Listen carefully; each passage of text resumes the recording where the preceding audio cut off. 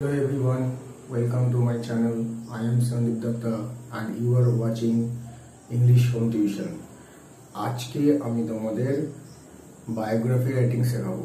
একদম step by step সমস্ত নিয়মগুলো তোমাদের শেখাবো একটা এক্সাম্পল দিয়ে। তো আশা করছি পুরো ভিডিওটি দেখলে তোমরা খুব সহজে শিখতে পারবে কিভাবে বায়োগ্রাফি রাইটিং লিখতে হয়। চলো দেখা যাক। আজকে যে এক্সাম্পলটা নিয়েছি তার যার উপর যে ব্যক্তির উপর বায়োগ্রাফি রাইটিং লিখবো তার নাম হলো মনোজ মিত্র। এবারে আমরা একটা এক্সাম্পল নিয়ে কিভাবে বায়োগ্রাফি রাইটিং শিখতে হয় সেটা জানবো। আজকে যে টপিক সেখানে দেখো টপিকের নাম হচ্ছে মনোজ মিত্র, অর্থাৎ মনোজ মিত্রের উপর রাইটিং লিখবো। রাইটিং লিখতে গেলে সর্বপ্রথম জিনিসটা জানতে হবে সেটা হচ্ছে তার পয়েন্ট গুলো ভালো করে বোঝা। দেখো প্রথমে রয়েছে বার্থ। বার্থ মানে জন্মগ্রহণ করেছে। প্লেস কোথায় জন্মগ্রহণ করেছে। ফাদার বাবার নাম কি। স্কুল কোন স্কুল থেকে পড়েছে। এডুকেশন মানে এখানে হায়ার এডুকেশনের কথা বলা হচ্ছে। পয়েন্টটা দেখো কি লেখা আছে, বিএ মানে অনার্স করেছে কিসে কিনা ফিলোসফিতে, কোথায় স্কটিশ চার্চ কলেজ থেকে। তারপর লেখা দেখো MA philosophy from university of Calcutta, মানে ক্যালকাটা ইউনিভার্সিটি থেকে ফিলোসফিতে এমএ করেছে। নেক্সট কেরিয়ার, থিয়েটারে যাওয়া, সেখানে লেখা, ডিরেক্ট করা আর অ্যাক্ট ইন প্লেজ মানে নাটকে অভিনয় করা। ইম্পর্টেন্ট ওয়ার্ক, সাজানো বাগান, চোখে আঙুল দাদা আর নরক গুলজার, এই তিনটে নাটকের কথা এখানে উল্লেখ আছে। অ্যাচিভমেন্ট, দেখো প্রেসিডেন্ট হিসেবে কাজ করেছে কিসে, পশ্চিমবঙ্গ নৃত্য একাডেমিতে। তারপর হচ্ছে ফিল্ম, তিনি বেশ কিছু সিনেমায় অভিনয় করেছেন। যে সিনেমাগুলোর ডিরেক্টর ছিলেন তপন সিনহা, সত্যজিৎ রায় আর বুদ্ধদেব দাশগুপ্ত আর গৌতম ঘোষ। এরপরে হচ্ছে অ্যাওয়ার্ড, কি কি অ্যাওয়ার্ড পেয়েছে দেখো, সঙ্গীত নাটক academy award, film award east for best actor, Monir Chowdhury award from Bangladesh theatre society, এগুলো। শেষ পয়েন্ট হচ্ছে ডেথ, তিনি কবে মারা গেছেন এবং কত বছর বয়সে। এবার দেখো এই যে পয়েন্টগুলো আমি দেখলাম সেই পয়েন্টগুলো তোমাদের জন্য আমি একটা আলাদা আলাদা করে লাইন করে ডিভাইড করে ব্যাপারগুলো লিখে সাজিয়ে দিয়েছি যাতে তোমাদের বুঝতে সুবিধা হয়। সর্বপ্রথম লিখতে গেলে যে পয়েন্টটার দিকে তোমার খেয়াল রাখতে হবে সেটা হচ্ছে টাইটেল দিতে হবে। দেখো আমি একটা টাইটেল দিয়েছি, যে টাইটেলটার নাম দেওয়া হয়েছে দেখো মনোজ মিত্র। যার নামে তোমরা বায়োগ্রাফি লিখবে তার একটা তার নাম ধরে তুমি টাইটেল দিতে পারো। এছাড়াও তুমি লিখতে পারো এ বায়োগ্রাফি অফ, এভাবে লেখা যায়। বায়োগ্রাফি লেখার প্রথম নিয়ম হচ্ছে টাইটেল দেওয়া। সেকেন্ড হচ্ছে একটা ইন্ট্রোডাকশন লাইন, অর্থাৎ সেই ব্যক্তি যার সম্বন্ধে তুমি লিখছো তিনি কে, তা কিসের জন্য সে বিখ্যাত সেরকম কিছু একটা। যেমন ধরো সৌরভ গাঙ্গুলির সম্বন্ধে লিখলে তুমি লিখলে হি ইজ গ্রেট ক্রিকেটার। তুমি সত্যজিৎ রায় সম্বন্ধে লিখলে he is a great film director, ঠিক আছে। তারপর তুমি ধরো রাজা রামমোহন রায় সম্বন্ধে লিখলে he is a great social reformer, এরকম কিছু একটা তার সম্বন্ধে ইন্ট্রোডাকশন লাইন দিতে হয়। তারপরে দেখো আমরা প্রোনাউন ইউজ করতে পারি। প্রথমবার তার নাম দিয়ে সেন্টেন্সটা শুরু লিখবো, পরে যতবার যাবে ততবার তার প্রোনাউন ইউজ করব। ছেলে হলে হি, মেয়ে হলে সি। কি লিখেছি আমি ফার্স্ট লাইনে, Manoj Mitra was a prominent Bengali playwright actor and director, অর্থাৎ মনোজ মিত্র হচ্ছে একজন বিখ্যাত বাঙালি নাট্যকার, অভিনেতা এবং ডিরেক্টর।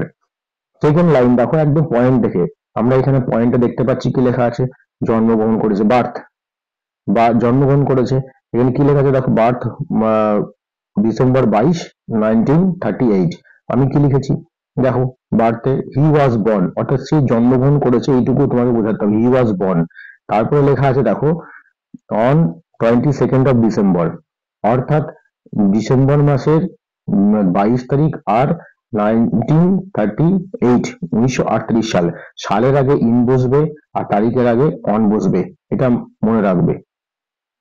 এরপরে হচ্ছে নেক্সট পয়েন্ট দেখো, আমি বলেছিলাম যে তার বার্থ প্লেস, এখানে লেখা আছে দেখো বার্থ প্লেস, অর্থাৎ বার্থ প্লেস কি আছে, Dhuliar village, Satkhira district, Khulna division.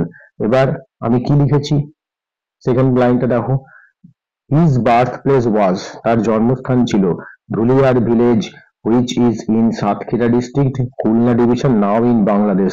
এটা উল্লেখ করা হয়েছে কারণ এখন বর্তমানে এটা বাংলাদেশে অবস্থিত।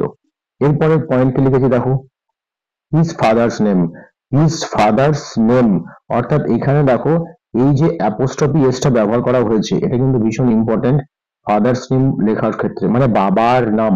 এরপরে দেখো কি লেখা হয়েছে ওয়াজ, মানে ছিলেন, কি নাম ছিলেন তার বাবার, অশোক কুমার মিত্র। নেক্সট পয়েন্ট হচ্ছে দেখো schooling, he started his schooling from Dandirhat NKUS Niketan near Basirhat. অর্থাৎ তিনি কোন স্কুল থেকে পড়েছেন সেটা আমি লিখছি। দেখো হি কিভাবে শুরু করছি, হি স্টার্টেড হিজ স্কুলিং, এইটুকু পয়েন্ট মুখস্থ করবে। হি স্টার্টেড হিজ স্কুলিং, সে তার স্কুল শিক্ষা শুরু করছে। তারপর ফ্রম থেকে তোমরা যে এখানে যে স্কুলের নাম উল্লেখ করা থাকবে পয়েন্টে, সেই স্কুলের নামটা বসিয়ে দেবে, ভেরি ইজি। এরপরে দেখো কি লিখেছি আমি, তার হায়ার স্টাডিজ এর কথা লেখা আছে, কি লিখেছি, হি কমপ্লিটেড, এইটুকু ভালো করে খেয়াল করো, হি কমপ্লিটেড, সে কমপ্লিট করেছে। তারপরে তুমি হায়ার স্টাডিজ সম্বন্ধে দেখো আমার পয়েন্টে যা লেখা আছে তা লিখেছি, কি লিখেছি, BA honours in philosophy from Scottish church college in 1958 and MA in philosophy from university of Calcutta. দেখো এখানে আমি কি বলেছি, একই পয়েন্ট এখানে এডুকেশনের মধ্যে রয়ে গেছে।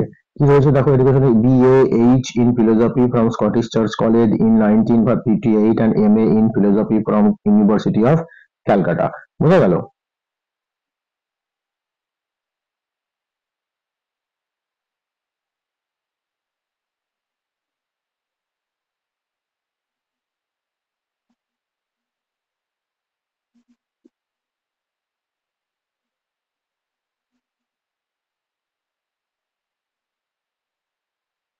এরপরে পয়েন্ট আছে দেখো কেরিয়ার, সেই কেরিয়ার মধ্যে কি লেখা আছে, he got initiated to theatre while at college, মানে কলেজে থাকাকালীন সে তার থিয়েটারে যাওয়া আসা বা থিয়েটার সঙ্গে তার কেরিয়ার শুরু হয়। তারপর লিখেছে road, directed and acted in place. এবার আমি কি লিখেছি দেখো, একই পয়েন্ট কিভাবে এক্সপ্লেন করেছি। ফার্স্ট পয়েন্ট থেকে লিখেছি দেখো, he got initiated to theatre while at college, শুধুমাত্র আমি হি যোগ করেছি, পুরো সেন্টেন্সের মধ্যে আর কিচ্ছু যোগ করতে হয়নি, হলো। এরপরে দেখো কি লিখেছি আমি, নেক্সট পয়েন্টে লিখেছি he wrote, directed, acted in play. এখানে দেখো শুধু আমি হি যোগ করেছি, পুরো পয়েন্টটা একই রকম রয়েছে। এইভাবে খুব সহজ ভাবে কিন্তু শুধু প্রোনাউন ইউজ করে কিন্তু লেখা যায়। নেক্সট পয়েন্ট হচ্ছে দেখো হিজ ইম্পর্টেন্ট ওয়ার্কস ওয়্যার, পুরোপুরি পয়েন্টে লেখা আছে, শুধুমাত্র আমি কি যোগ করেছি, হিজ যোগ করেছি। হিজ ইম্পর্টেন্ট ওয়ার্কস ওয়্যার, আর ওয়্যারটা লেখা উচিত কারণ এখানে ওয়ার্কস ওয়ার্কস রয়েছে কারণ প্লুরাল ফর্মে, আর সবটাই দেখো পাস্টে লেখা হচ্ছে। অর্থাৎ মনে রাখবে যদি যখন বায়োগ্রাফি লিখবে তখন বেশিরভাগ ক্ষেত্রে পাস্টে হয়, বিশেষত যদি ব্যক্তি মারা গিয়ে থাকেন। যদি জীবিত হয় তাহলে প্রেজেন্ট পাস্ট দুটোই কিন্তু আমরা ইউজ করতে পারি, হলো। এবার দেখো কি লিখেছি, হি হিজ ইম্পর্টেন্ট ওয়ার্কস, সাজানো বাগান, চোখে আঙুল দাদা, নরগুলো, এক্সেট্রা, যা পয়েন্ট আছে আমরা সেটাই লিখলাম। নেক্সট পয়েন্ট আছে দেখো, হি ওয়ার্কড অ্যাজ, এখানে এই ঠিক এই পয়েন্টটা দেখো আমরা এখানে দেখতে পাবো। কোথায় লেখা আছে পয়েন্টে দেখো, হি ওয়ার্কড অ্যাজ, দেখো এই যে প্রেসিডেন্ট অফ পশ্চিমবঙ্গ নাট্য একাডেমি টিল অগস্ট 20 and 19, পুরো পয়েন্টটা দেখো প্রেসিডেন্ট থেকে শুরু আছে, পুরো লাইনটা আমি কিভাবে লিখেছি একটু খেয়াল করো, কিভাবে লিখেছি দেখো, আমি কি লিখেছি, হি ওয়ার্কড অ্যাজ, শুধুমাত্র এইটুকু আমি লিখেছি, বাকি যা আছে এই অংশটা পুরোটাই ওখান থেকে আমি কপি করেছি। তাহলে আমি যদি শুধু লিখছি সে কাজ করেছিল, অ্যাজ মানে মতবাদ হয়ে, কি হয়ে না, প্রেসিডেন্ট অফ, সভাপতি হয়ে, এইভাবে তিনি কাজ শুরু করেছিলেন বা কাজ করেছিলেন কতদিন অব্দি দেখো, আগস্ট মাসের 2019 সালের আগস্ট মাস অব্দি, সেটা পশ্চিমবঙ্গ নৃত্য একাডেমি। বোঝা গেল? এভাবে কিন্তু আমরা একটা সেন্টেন্স লিখতে পারি। এরপরে ওয়ার্ড সেন্টেন্স কে দেখো, he acted in films of directors like Tapan Sinha, Satyajit Ray, Buddhadeb Dasgupta and Gautam Ghosh etcetera. He acted in, আমরা এখানে একবার আসি, এখানে কি লেখা আছে পয়েন্টে দেখো, পয়েন্টে লেখা আছে অ্যাক্টেড ইন, পুরো সেন্টেন্সটা দিকে দেখাও, আমি যা লিখেছি শুধুমাত্র এই ঠিক অ্যাক্টেড লেখা আছে, অ্যাক্টেড এর আগে আমি কি যোগ করেছি না হি যোগ করেছি। এখানে একবার তাকিয়ে দেখো এক্স্যাক্টলি, তাহলে বুঝতে পারবে। অ্যাক্টেড, অ্যাক্টেড এর জায়গায় দেখো কি লেখা আছে, অ্যাক্টেড এর পর আগে হি লেখা আছে, বাকি পুরোটা বাকিটা আমার এখান থেকে এতটা অব্দি যা আছে পুরোটা কপি করেছে। এভাবে কিন্তু বায়োগ্রাফি লেখা যায় খুব সহজে। এরপরে পয়েন্টে দেখো কি লেখা আছে, হি রিসিভড, কি লিখেছি, হি রিসিভড অ্যাওয়ার্ড গুলো, সমস্ত অ্যাওয়ার্ড গুলো সে পেয়েছিলেন, সেই জন্য আমি কি লিখেছি, হি রিসিভড। যে কোনো অ্যাওয়ার্ড পাওয়ার ক্ষেত্রে আমরা এই একই ধরনের ওয়ার্ড বা ফ্রেজ ইউজ করতে পারি, কি, হি রিসিভড। বোঝা গেল কি বললাম? এভাবে লেখা যায়। এবার দেখো এখানে একবার আসি, পয়েন্টে কি লেখা আছে, পয়েন্টে দেখো লেখা আছে শুধুমাত্র শুরু হচ্ছে কি দিয়ে, রিসিভ দিয়ে। তাহলে আমি এই ঠিক দেখো আগের পয়েন্টটা দেখো, রিসিভড এর আগে কি যোগ করেছি, না হি যোগ করেছি, আর কিচ্ছু না, বাকি একদম এত দূর অব্দি আমি লিখে দিয়েছি, যেখানে সাল কমা ফুল স্টপ যেখানে যা আছে সেটা লিখে লাস্টে ফুল স্টপ দিয়েছি, হয়ে গেল। এবার দেখো লাস্ট পয়েন্ট আছে ডেট, তিনি মারা গিয়েছিল কত তারিখ, সাল আর বয়স লেখা আছে। আমি এই পয়েন্টটা কি করে লিখছি,